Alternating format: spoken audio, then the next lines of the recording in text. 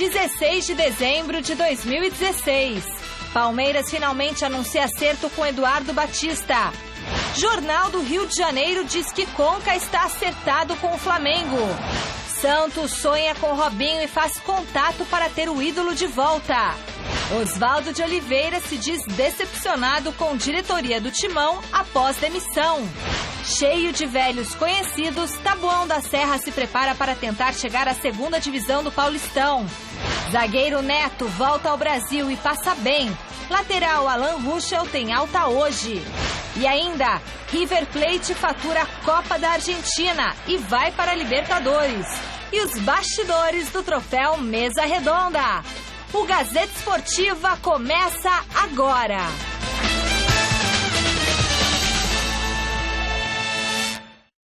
Olá, boa noite!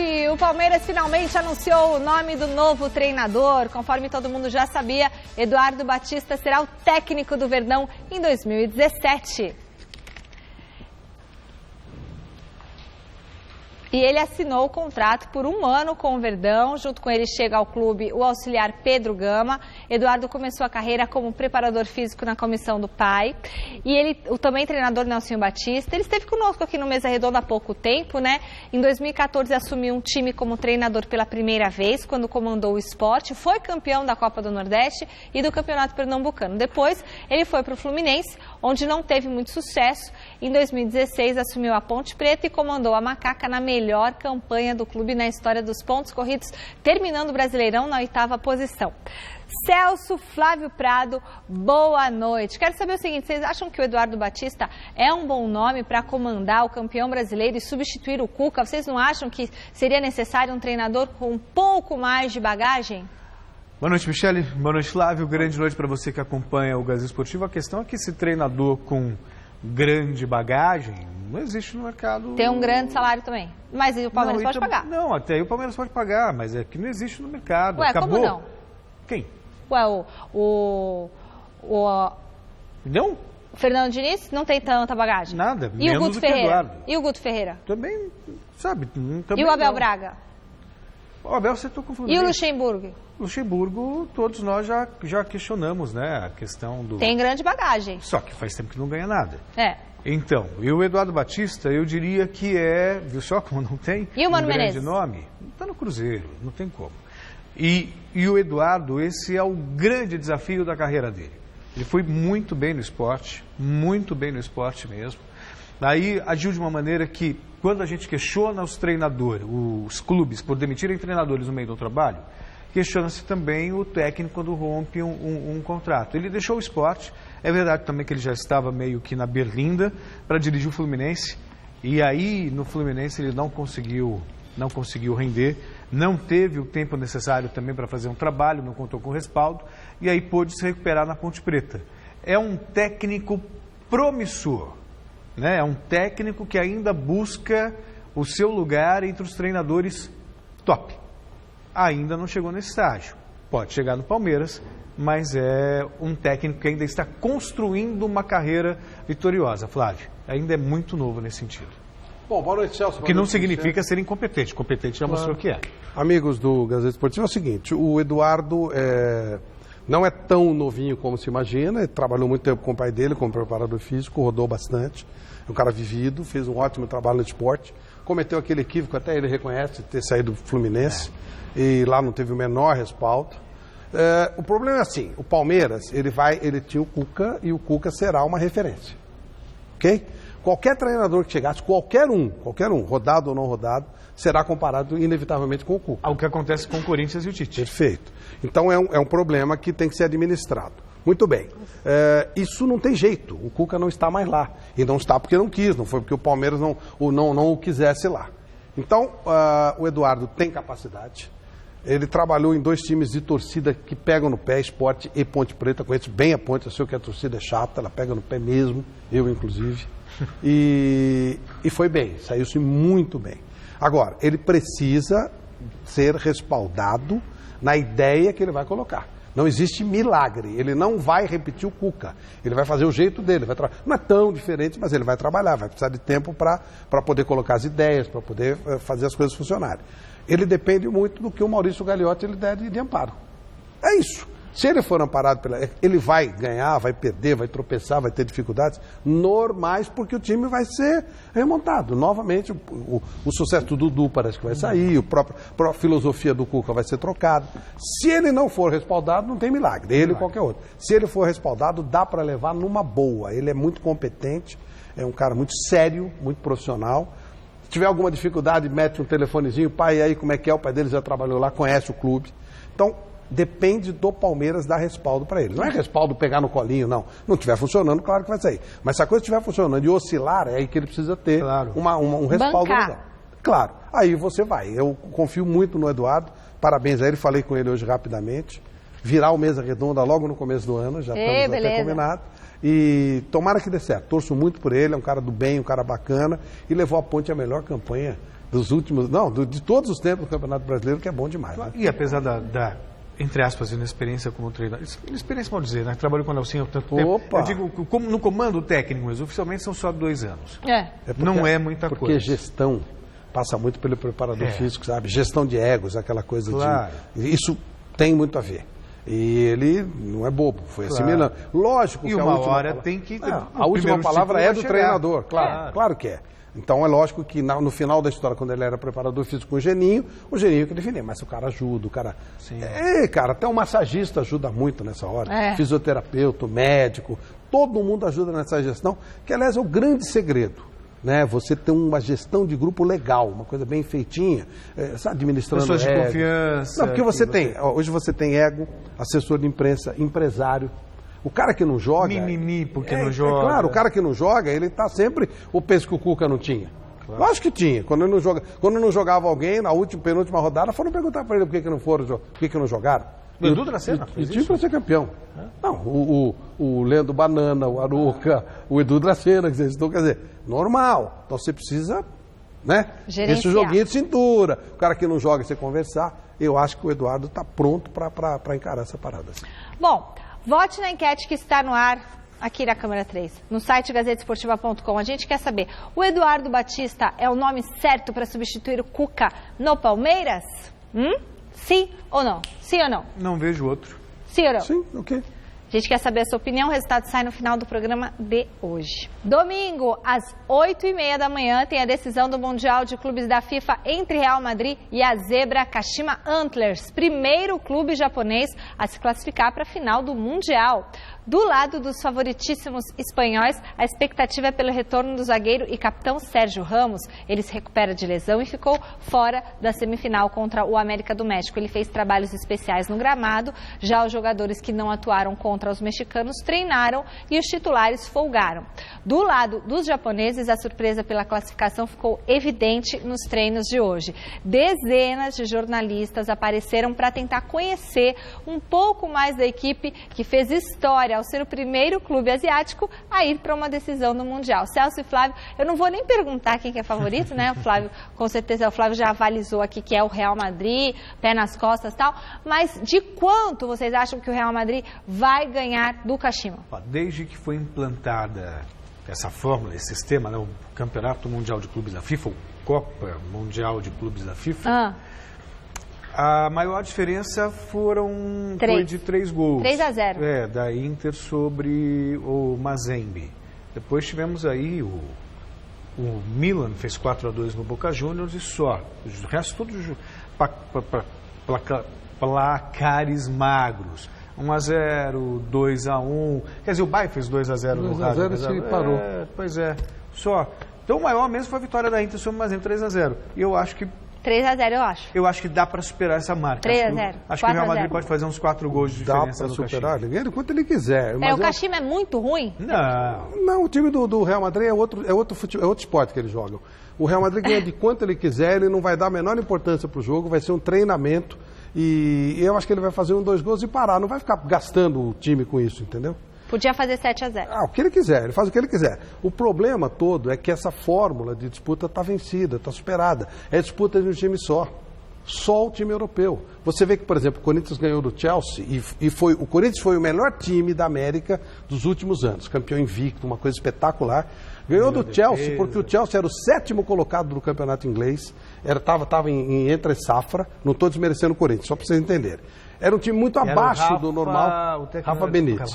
Aí ele foi dando, sabe, conseguindo, deu resultado, aquela coisa, chegou absurdamente ao título da Champions. Mesmo assim, vocês lembram qual foi o maior jogador em campo naquele dia? Foi o Cássio. Foi o goleiro. Mesmo com um time muito diferente. Então hoje a diferença, a desproporção é gigantesca do futebol europeu com o futebol do resto do mundo. Os times sul-americanos, eles estão disputando com os asiáticos, com os africanos. Vai vide que o Raja Casablanca eliminou o Atlético, o Mazembe eliminou o Internacional e agora o Kashima eliminou o Atlético Nacional, que é um belíssimo time aqui para nós, é quase imbatível aqui na América. Sim. Então, é uma diferença, não tem, lembra que eu falei do América? É. O Real brincou, eu não tenho o que fazer, e isso perde atratividade. Então, acho que precisa colocar mais times europeus, não mais times sul-americanos, isso é bobagem, mais time europeu, para que você tenha competitividade. O campeão mundial do ano que vem dessa fórmula é o campeão da Champions. Não tem. E ele duvida até que o Sérgio Ramos jogue. Ele nem gasta o time, põe time em reserva. Isso aí é uma brincadeirinha que eles vão porque dá muito dinheiro. Só, porque não tem a menor importância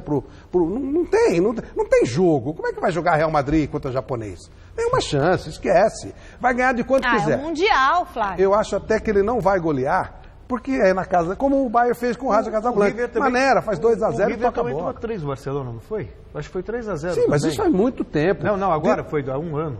O quê? O River, acho que também perdeu de 3 gols. Sim, acho que sim. É. Desde 2008, quando a Lei Bosman, que levou os jogadores do mundo inteiro para lá, diferença financeira e tal, a tática de jogo mais rápida do Guardiola, a diferença é abismal, é outro esporte. Não, eu vou além. O São Paulo ganhou em 2005. Quem foi o melhor nome do jogo?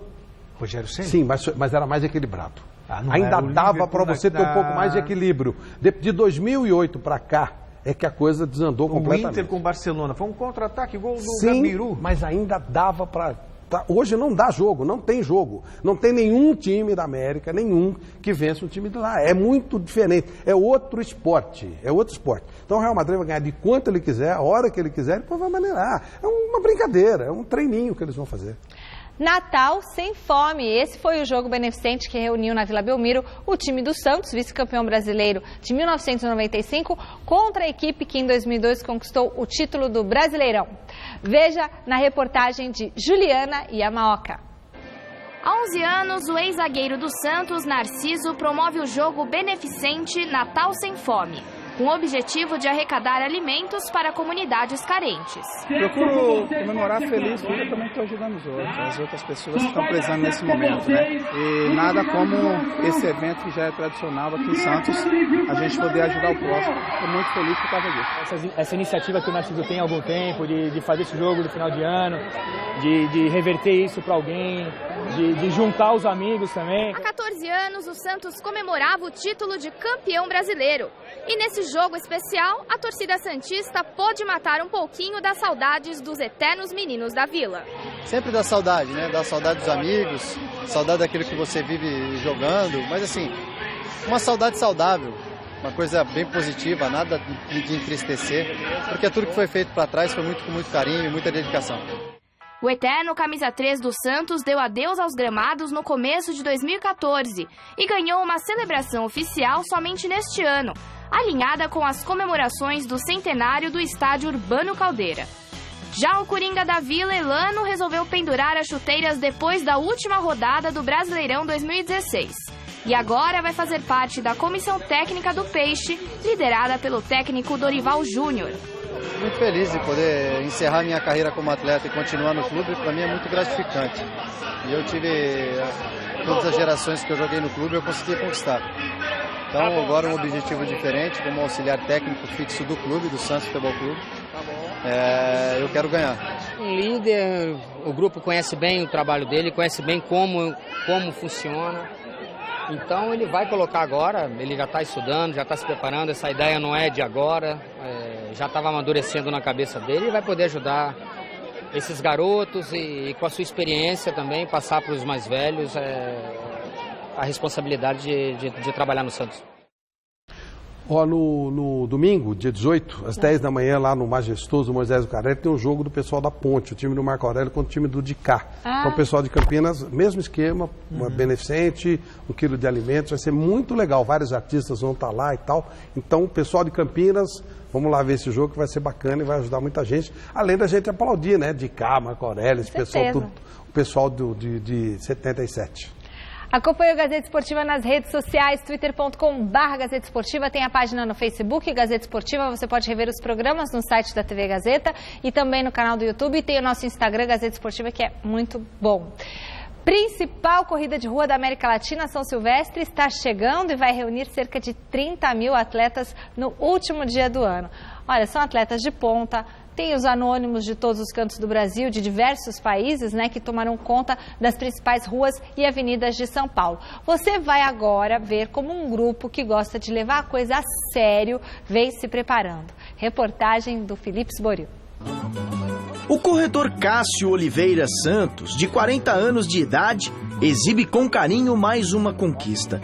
Essa foi no final de semana, um terceiro lugar em uma corrida de 10 quilômetros. Sucesso fruto do trabalho duro comandado pelo treinador Vanderlei Oliveira. Não, ele não é muito chato, ele é um treinador de gente que quer ver os seus alunos progredir. Duro no treino, fácil na prova. Então a gente tem uma certa rigorosidade no treinamento, mas na competição fica fácil. E a São Silvestre é uma prova dura, você sabe disso. São 15 quilômetros, sobe e desce, um período de verão, muito quente. Então todas as dificuldades que eles passam no treino, quando chega na São Silvestre, fica fácil. A corrida tem mesmo muita superação envolvida. É só conhecermos o exemplo da empresária Rosana Brambilha, atleta que venceu uma hérnia e agora volta a competir em alto nível. Retornei esse ano, mas assim, revigorada, né? Fiz toda a fisioterapia, comecei a fazer pilates, fazer todo o trabalho de fortalecimento. Então hoje a gente, assim, consigo treinar sem sentir dor, né? Estou evoluindo nos treinos para recuperar, mas com outra mentalidade. O que eu fiz no passado está lá no passado como memória. Os pupilos de Vanderlei Oliveira não param por aí. Aos 33 anos, a contadora Márcia Possari disputa provas internacionais. Uma forma importante de preparação para o próximo dia 31 de dezembro, na Corrida Internacional de São Silvestre. Esse ano eu fiz a meia maratona do Chile, fiz a maratona de Berlim. São provas bem atrativas aqui para o público brasileiro. E é bem interessante, né? Quando você passa a se preparar para fazer uma prova fora.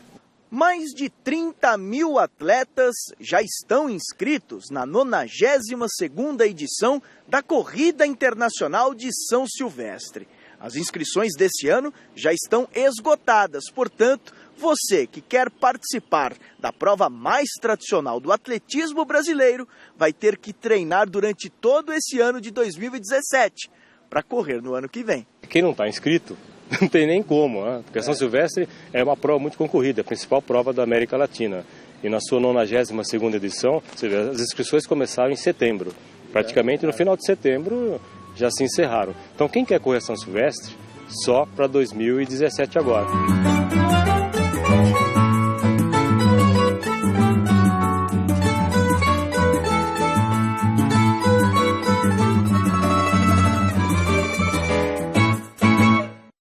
A torcida do Flamengo voltou a sentir cheirinho, mas dessa vez não é do Hepta, e sim de um reforço de peso.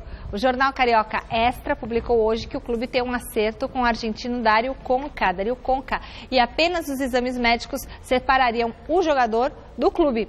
O atleta de 33 anos pertence ao Shanghai Sipsi da China e está sem atuar desde agosto, quando ele operou o joelho após uma grave lesão. Atualmente, ele está se tratando em Miami, nos Estados Unidos, e por isso, se vier, o Conca só poderá atuar a partir de maio. E ele viria para a disputa da Libertadores e do Brasileirão. Ídolo do clube chinês, ele seria liberado para se recuperar no recém-inaugurado Centro de Treinamentos do Flamengo e voltar ao Xangai em 2018 para a disputa da Liga dos Campeões da Ásia.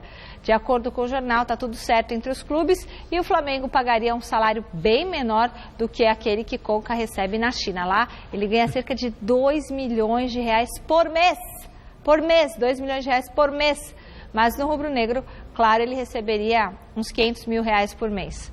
Uma boa aposta apostar num talento, Celso Cardoso, um jogador talentoso como o Conca, mas que está se recuperando de uma grave lesão. O que vocês acham? O Flamengo, ele vem se destacando por uma gestão um pouco mais responsável. Fez alguns investimentos. Mas 500 mil é muito. Então, investiu no Leandro Damião, investiu no Guerreiro, investiu no Diego. Aí a questão, o Conca chega para a posição do Diego, eu não sei. Até dá, acho, para escalar os dois juntos.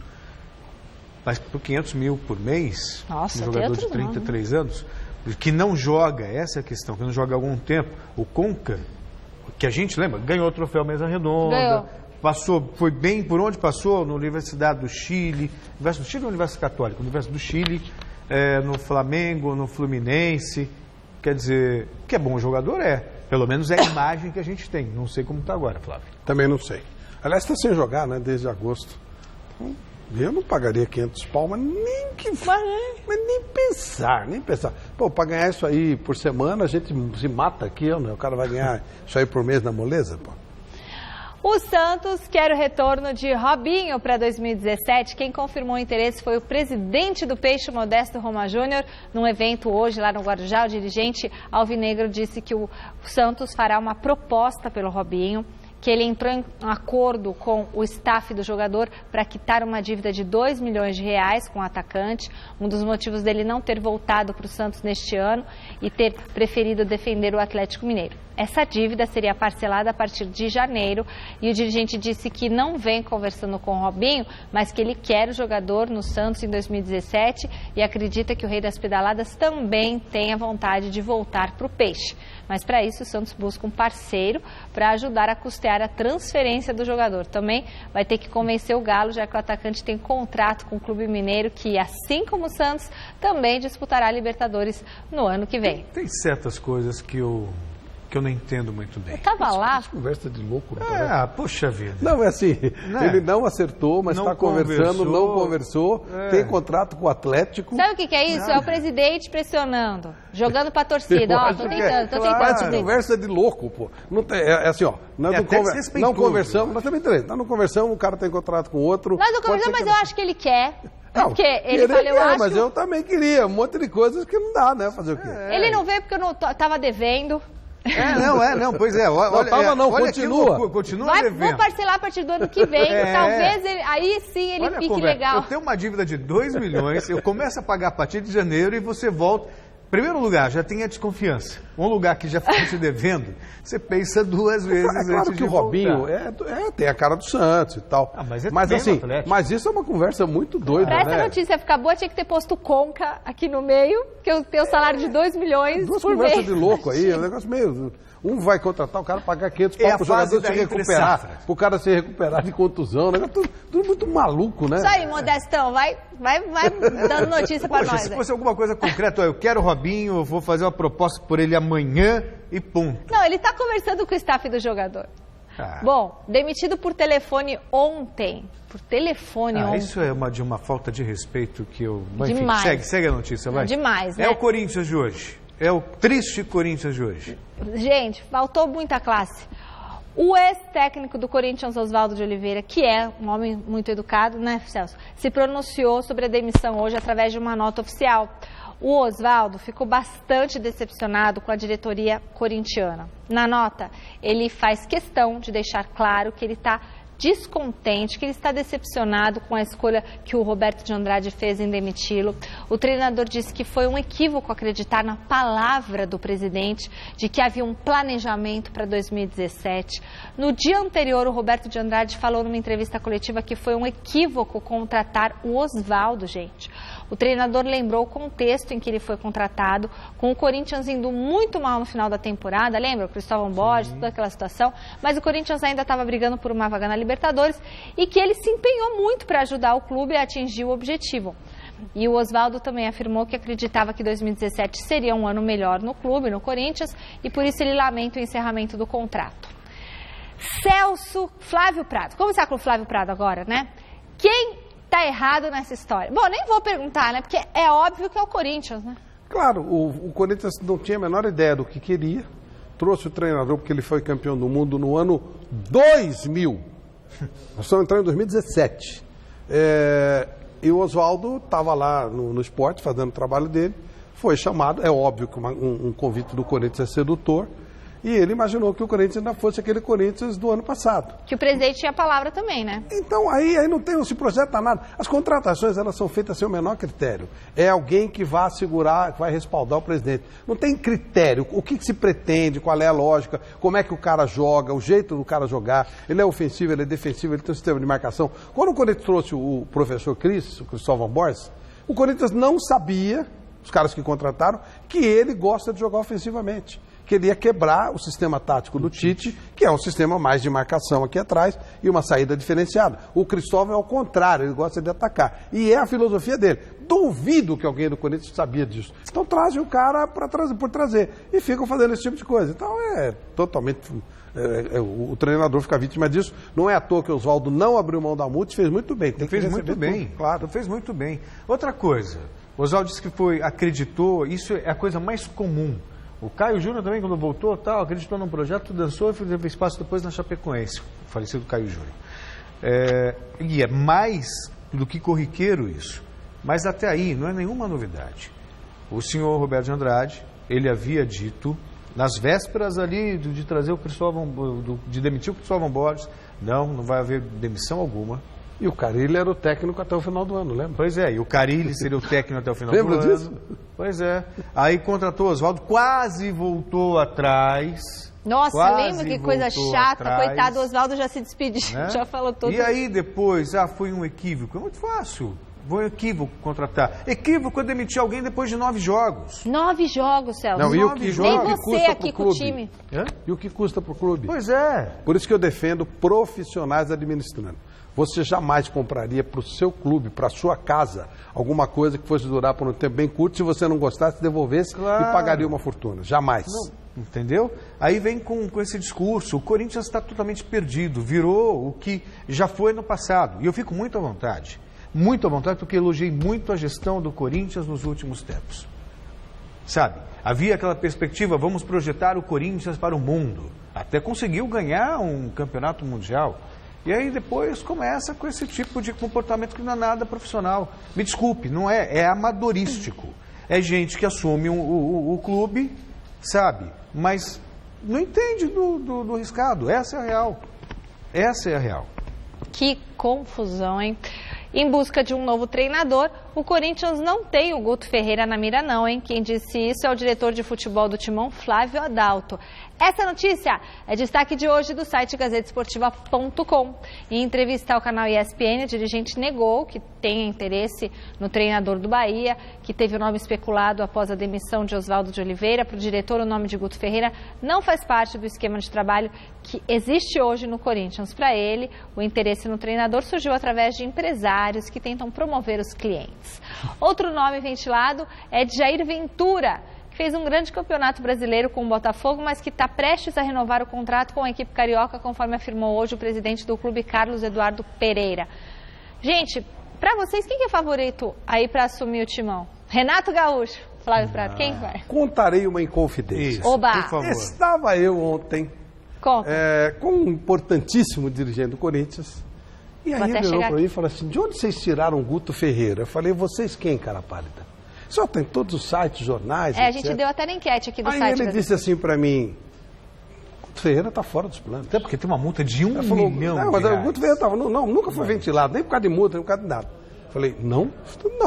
E como é que surgiu o nome? Ele falou, e eu sei, por isso que eu estou te perguntando. Aí toca o telefone, quem era? Roberto de Andrade. E aí eles começaram a conversar e eu ouvi a conversa nesses termos. Então os nomes, estou falando de ontem, as coisas mudam no futebol. Ontem. Primeiro nome que o Corinthians quer é o Jair Ventura. Esse negócio de ter a palavra com o Botafogo, isso é tudo bobagem.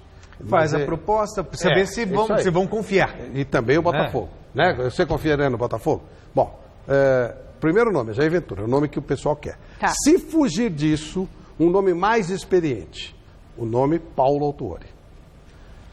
E a oposição, que eu não consegui definir bem o que é a oposição no Corinthians. Quem é hoje a oposição? Exatamente. Até porque era a situação virou meio complicado. Oposição. Mas a oposição, que não é tão forte, pelo que eu entendi da conversa, está sugerindo o Vanderlei Luxemburgo.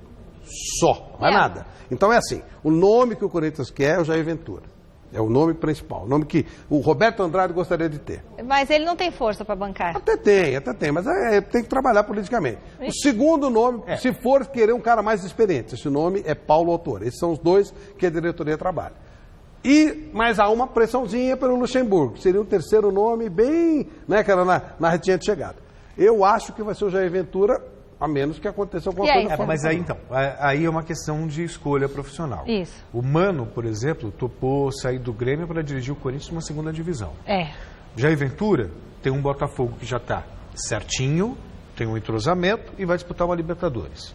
O Paulo... Pré-Libertadores, né? Sim. Pode ser 2 jogos só. Aliás, devem ser só 2 jogos. Não sei, enfim.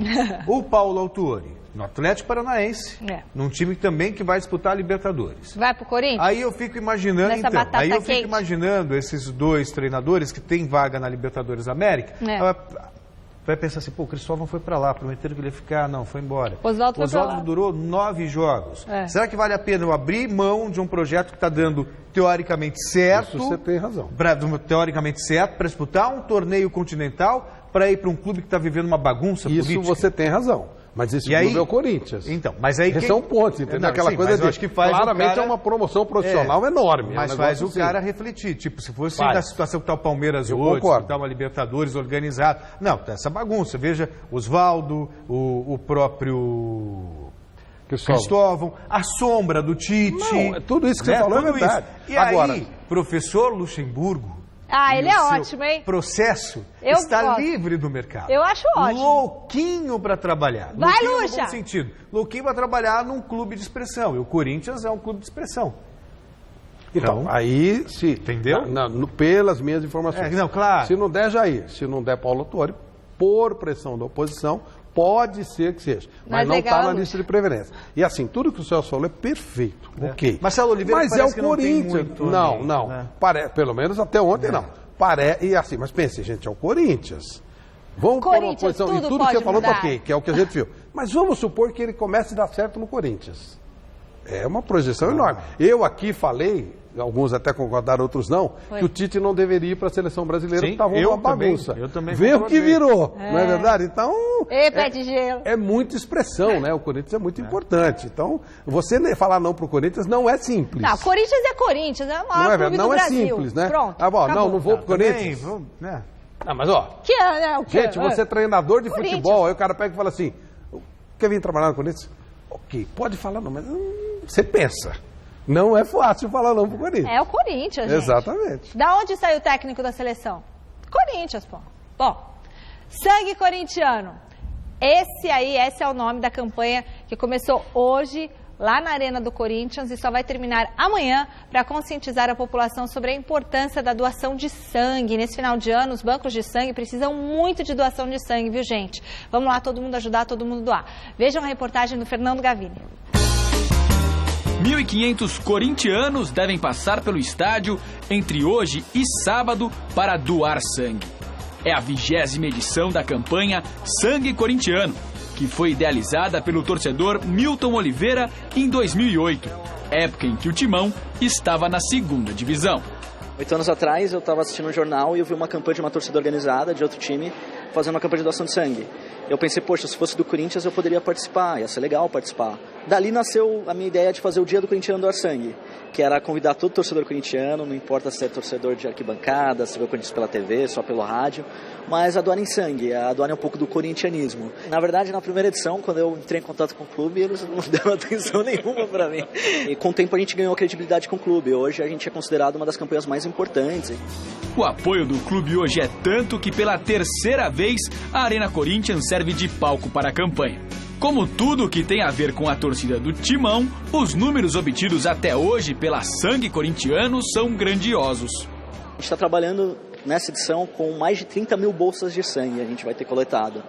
Então, cada bolsa de sangue salva 4 vidas, até 4 vidas, então já ajudamos a salvar mais de 120 mil vidas. O curioso é que quanto melhor está o Corinthians em campo, mais sucesso faz a campanha de doação de sangue. A campanha, ela acompanha em números o desempenho do time. Se o Corinthians está bem, a campanha vai bem. se tá mais ou menos, a campanha também vai mais ou menos, infelizmente. A verdade, a gente tem que fazer isso aqui para os jogadores também verem. A gente vem aqui para dar o sangue pelo Corinthians, eles também tinham que estar dando sangue pelo Corinthians lá, que tá difícil, viu?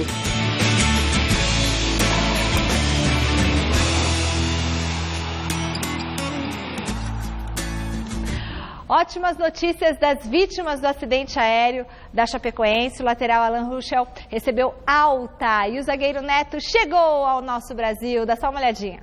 Um dia para ser comemorado.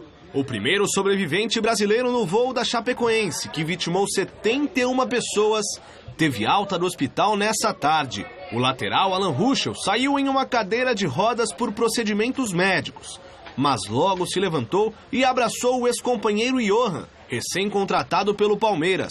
O principal pedido do jogador agora é ir a um dentista para arrumar os dentes que perdeu na tragédia antes de conceder entrevista coletiva.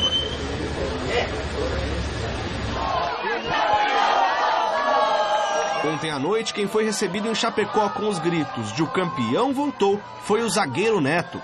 A gente pensou que ele fosse chegar um pouco mais debilitado, mas ele encontrou a família e, como todos os outros, assim, veio o sorriso, a vontade de conversar, enfim. O Neto, ele tem algumas lesões, ele tem uma fratura na 5ª vértebra lombar, tratamento conservador, não precisou fazer nenhuma cirurgia, mas ele não pode caminhar em virtude dessa lesão. Mas ele movimenta bem membros inferiores, dobra, faz fisioterapia, mas sem a possibilidade ainda de carga sobre os membros inferiores, ele então não pode caminhar. Mas tem boa movimentação e boa sensibilidade dos membros inferiores. No Brasil, desde terça-feira, o jornalista Rafael Renzel segue internado no mesmo hospital catarinense, uma lesão de pele. E o pé esquerdo também são os motivos de preocupação da equipe médica. No entanto, as notícias são boas. O plano de alta para o Rafael seria amanhã de manhã, com os antibióticos por via oral para a conclusão do tratamento em casa. Mas como ele está em avaliação do cirurgião plástico para essa lesão do pé esquerdo, o cirurgião preferiu deixar ele internado até segunda, para fazer essa reavaliação segunda e os curativos diários aqui no hospital. Provavelmente o Rafael deve ter alta na segunda-feira. Quarto sobrevivente brasileiro, o goleiro Jackson Foman, está no Hospital Albert Einstein, em São Paulo, e deve ser transferido para Chapecó no sábado. Eu falei hoje longamente com o Rafael Renzel, falei muito com ele, 30, 40 minutos. Ele está legal, tanto que a gente conversou bastante por telefone. Ele me contou que ele estava sentado lá atrás, com mais 2 colegas jornalistas, ele estava no meio, batendo papo, conversando. Foi um voo de euforia, todo mundo batendo papo com todo mundo, porque era o voo mais importante da Chapecoense. Os 2 companheiros que estavam do lado dele morreram. Ele lembra do que aconteceu até apagar a luz do avião, depois ele não lembra de mais nada, já acordou com um grupo de socorristas gritando o nome dele, não sabe quanto tempo ele ficou lá embaixo. E diz que mudou 4 vezes de lugar no avião durante o voo, que estava muito legal, o papo de todo mundo, e ele mudou 4 vezes de lugar e acabou escolhendo ficar naquele momento lá atrás. Ele não sabe como ele se salvou, aí diz que ele era um católico não praticante, mas era não praticante, né? Que daqui para frente a vida dele mudou e que ele vai dar mais valor à família e pequenos problemas ele não vai mais esquentar a cabeça de jeito nenhum. É lição de vida pra gente, né, Flávio? Um encontro de veteranos que fizeram história no futebol vai ser a aposta do Clube Atlético Taboão da Serra, que no ano que vem vai disputar o Campeonato Paulista da Série A3. Veja na reportagem do Vinícius Rodrigues. O artilheiro dos 1000 gols. 999 é o gol 1000. Bateu a bola, tudo colocou. 1000. O melhor atacante do Brasileirão 2007. E o autor do gol do título mundial do Inter em 2006. O que Túlio Maravilha, Acosta e Adriano Gabiru têm em comum, além do faro de gol e a experiência. Este será o trio de ataque do Taboão da Serra para a disputa da A3 do Paulistão 2017. No papel, né, tá mil maravilha, né? Tá tudo perfeito, o presidente contratou certo, tá fazendo marketing, tá dando visibilidade pro Taboão. Agora nós temos que provar dentro de campo que não é só marketing, né? Tem que fazer, tem que correr, transpirar. É bom ter jogadores de qualidade porque isso ajuda, né? E experiente mais ainda. Aí mistura experiência com juventude, né? Bom. Mas Túlio é muito diferenciado, o Gabiru também, então é bem-vindo e tomara que façamos um bom campeonato. A Costa, há 11 anos no Brasil, já se sente em casa. Túlio, carismático ídolo no futebol brasileiro, também. Falta só o Gabiru, que se apresenta aos Cats no dia 26. Todos toparam a árdua missão de disputar a 3ª divisão paulista. Quero dar mais exemplos, principalmente para essa garotada que está começando. Acho que eu posso contribuir muito ainda no futebol dentro de campo e fora, dando os conselhos, ensinando os caminhos certos que esses jovens atletas querem seguir. Um desafio bom, ultimamente estou fazendo isso, tratar de ajudar a times pequenos, né? Gostei muito que o presidente me ligou, conversou bem, a estrutura, tudo, que me ia sentir bem aqui e iba a jogar lá em Brasília, tuve até umas propostas em São Paulo para jogar a 2 também, mas gostei da proposta do presidente, gostei como ele conversou comigo e um desafio bom, tratar de ajudar o time nessa caminhada aqui. Além da parceria com a Costa e Adriano Gabiru, Túlio Maravilha, 47 anos, terá a companhia do filho em campo, Tulinho, de apenas 18 anos. Eu acho que é a realização de um sonho, né? Primeiro por se tornar um jogador profissional, ainda mais um motivo dobrado que jogar ao lado do meu pai. E eu acho que seria a realização do sonho, que seria a palavra certa para descrever esse momento que está acontecendo na minha vida. Vai ser a primeira equipe profissional que ele vai atuar, fazer seu contrato e poder estar perto e dar os conselhos, né, diretamente dentro de campo, isso não tem preço. Então a realização de um sonho de pai para filho, e espero que ele possa ter todas as oportunidades e que Deus abençoe ele nesse novo projeto dele, que é ser jogador de futebol. Adriano Gabiru e a Costa tem 39 anos cada. Túlio Maravilha, 47. Experiência de sobra, que aliada a uma boa preparação, podem render frutos ao sonhador Clube Atlético Taboão da Serra. O Túlio está em forma. Olha, Campeonato Paulista que começa dia 5 de fevereiro, enquanto as equipes consideradas grandes curtem as merecidas férias, tem time já treinando forte. O repórter Adriano Dolfi foi acompanhar a preparação do Ituano, que aposta nos garotos das categorias de base para fazer bonito na competição. O Ituano já está treinando para o Paulistão do ano que vem, visando a estreia fora de casa contra o Santo André, recém-promovido à Série A1. Independente de subir da 2 ou permanecer na 1, todas as equipes do interior, na minha opinião, se iniciam em igualdade. Então a gente sabe que vai ser um jogo bastante difícil, o Santo André vem montando um elenco forte. Fábio é um dos atletas mais experientes do time que está no Grupo A, com Corinthians, São Bernardo e Botafogo. Querendo ou não, a gente sabe que uma das vagas vai ser do próprio Corinthians, as outras equipes do interior vão brigar por essa outra vaga. O campeonato esse que esse ano conta com menos equipes e, sendo assim, você pode ter certeza que a dificuldade vai ser maior. As equipes do interior se preparam bem, contratam, vão buscar jogador em Série B, em Série A de Campeonato Brasileiro. A gente espera que, juntamente com o Corinthians, a gente possa se classificar. Para a disputa do ano que vem, 9 jovens da base estão no elenco. Um deles está sendo lançado agora, o meia Guilherme. O Campeonato Paulista a gente sabe que é uma vitrine muito grande. É o melhor campeonato para se disputar no primeiro semestre. É uma visibilidade muito grande. E a gente que é novo, que sobe da base, a gente quer mostrar sempre serviço.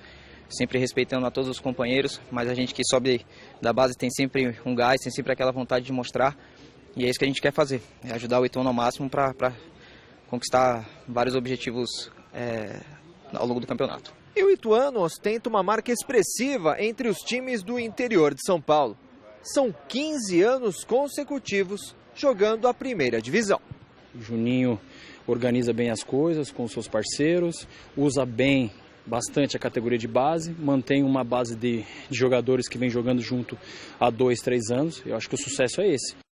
Domingo, a partir das 9 da noite, tem o Mesa Redonda Futebol Debate. Mas, neste domingo, o Mesa Redonda vai ser um pouquinho mais curtinho, só 20 minutinhos de duração. Os meninos vão debater os principais fatos da semana e, na sequência, tem a exibição da 13ª edição do Troféu Mesa Redonda.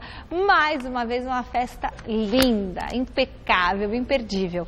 E o repórter Fernando Gavini acompanhou um pouquinho, a gente só vai mostrar um pouquinho dos bastidores da premiação. Dá uma olhada. A nata do futebol brasileiro reunida. Pela 13ª vez, a TV Gazeta recebeu os melhores da temporada para a gravação do Troféu Mesa Redonda, que vai ao ar no domingo, dia 18. Durante a gravação, como não poderia deixar de ser, uma festa verde, com muitos homenageados do campeão Palmeiras. Um ano maravilhoso, né? 2016 para ficar para a história, não esperava tudo isso, então o ano de 2016 eu vou guardar o resto da minha vida. O Palmeiras cada vez mais marcando no cenário nacional. Então ficamos todos felizes pelo esse grande feito e hoje vamos desfrutar dessa festa. Moisés e Jailson são exemplos do quanto uma boa temporada pode mudar a vida de um jogador. O meia estava escondido no futebol da Croácia e foi redescoberto pela diretoria do Palmeiras, enquanto o goleiro era o segundo reserva e virou campeão brasileiro sem que o Verdão perdesse uma partida com ele em campo. Os caras até brincam comigo, pô, você não perdeu nenhum jogo, tinha que jogar contra o Santos, todo mundo lá e tal. Falei, mas infelizmente, Deus tá me dando esse presente de ser campeão brasileiro invicto, eu só tenho que agradecer a Deus. Eu estava num país que não tão falado aqui no Brasil, né, que é a Croácia, mas onde eu aprendi bastante e evoluí, então fico muito feliz. Então eu quero distribuir esse mérito também com o Alexandre e com o presidente que acreditou no trabalho dele. A gravação do troféu teve seus grandes momentos. Nina, por exemplo, deu show no palco ao mostrar como é que ele dança. Alex Muralha também esteve por aqui e comemorou a grande temporada que teve em 2016, que culminou com a convocação para a seleção brasileira. A gente sempre trabalha, sempre dá o nosso melhor em busca de coisas grandes e fiz parte desse grupo agora da seleção agora para a Copa do Mundo, trabalhar para que fique, que continue, para que vá para a Copa, para que buscamos esse campeonato, esse título aí que todos esperam aí e vamos trabalhar forte para que isso aconteça. Como você pôde perceber, 2 goleiros foram entrevistados nesta reportagem. Um foi eleito o melhor da posição e o outro foi homenageado. Agora, saber quem recebeu qual prêmio, só mesmo assistindo ao programa no domingo, dia 18, quando será revelada a seleção do Brasileirão e o craque do campeonato. Uma edição especial do Troféu Mesa Redonda, não só por ter reunido as estrelas da temporada mais uma vez. Uma festa que não teve o mesmo sabor de outros anos por conta do trágico acidente com o avião da Chapecoense, simbolizado por Camilo, que jogou com boa parte dos jogadores que morreram na Colômbia.